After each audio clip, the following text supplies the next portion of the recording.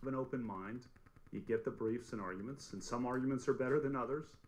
Precedent's critically important. It's a foundation of our system, but you listen to all arguments. Okay. Where were you on September 11th, 2001?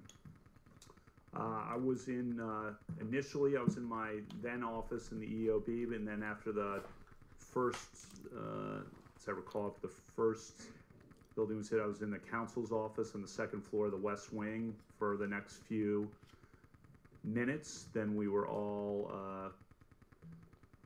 told to go down to the bottom of the West Wing, and then we were all evacuated. And I think the thought was Flight 93 might have been heading for the White House. It might have been heading here, and Secret Service. We were being hustled out, and then kind of panicked, started screaming at us, sprint, run, and we sprinted out. My wife was a few steps ahead of me. She was President Bush's personal aide at the time, and we sprinted out.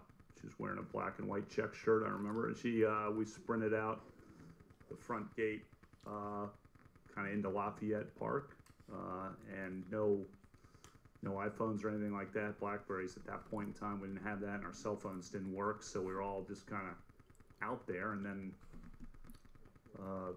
I remember somehow ending up seeing on TV down more on Connecticut Avenue, there were TVs out, Mayflower Hotel. I remember I was with Sarah Taylor, who worked at the White House, and we were watching as standing with her when the buildings fell. So when somebody says post 9/11 that we've been at war, and it's called the war on terrorism, do you generally agree with that concept?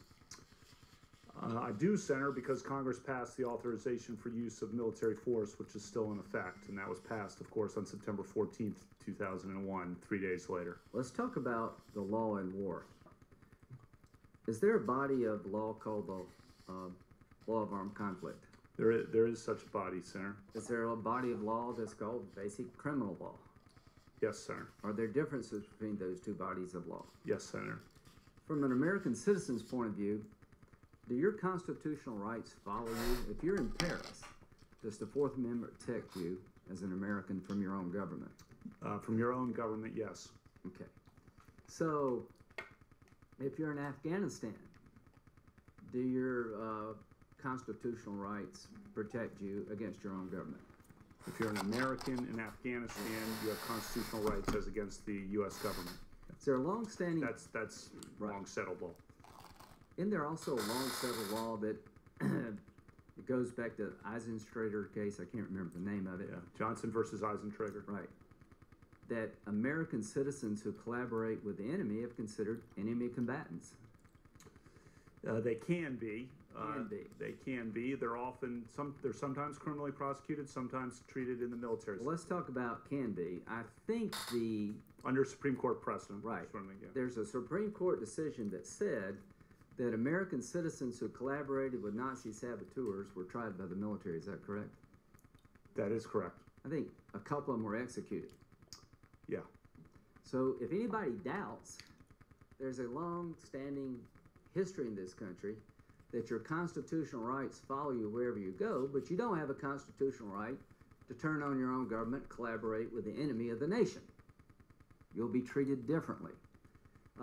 What's the name of the case, if you can recall, that reaffirmed the concept that you could hold one of our own as an enemy combatant if they were engaged in terrorist activities in Afghanistan? Are you familiar with that case? Yeah, Hamdi. Okay.